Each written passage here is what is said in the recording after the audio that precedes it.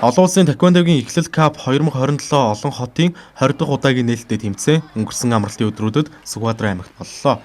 Тус тэмцээнд 6 клубын 120 гаруй тамирчин оролцсон бөгөөд Дорнод аймаг Улаанбаатар хотоос тамирчид зорин иржээ. 2004 оноос эхлэл нэртэй Тулааны урлагийн клуб үйл ажиллагаа эхлүүлж байсан бол өдгөө 20 жил болжээ. Энэ хугацаанд тасралтгүй үйл ажиллагаа явуулахын зэрэгцээ улс, төв, дэлхийн олон шилдэг тамирчныг бэлтгэн гаргасан байдаг. Эхлэл кап тэмцээн нь энэ клубын нэр амжилт цаашлаад таквондогийн спортыг хөгжүүлэхэд үнэтэй хувь нэмрээ оруулж буй томоохон тэмцээн болжээ. Тэмцээний нээлтийн үеэр спортын дид мастер цолыг 5 тамирчинд хүртээлээ. Олон улсын таквондо гэж анх одоо зөвхөн чиглэлээ барьдаг байсан бол одоос бид нар олимпийн таквондо бас давхар ингээд аваа явж байна. За миний өөрийн зүгээс бол үндэслэн байгуулад, үүсгэн байгуулад ингээд явж байгаа. Тэгээд одоо шавнар маань бас энэ төрлүүдээ ингээд барай явж байна.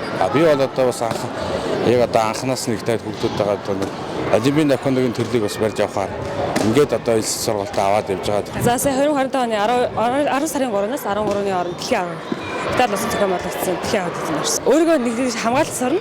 Тэгээд бусадтай ингээд амар нийтж ич сурдаг. Дээрээс нь ингээд амар хүндлэлийн спорт учраас амар хүндлээ сурдаг. Одоо хүний хүндлэх тал дээр нь бол амар хүн сурдаг.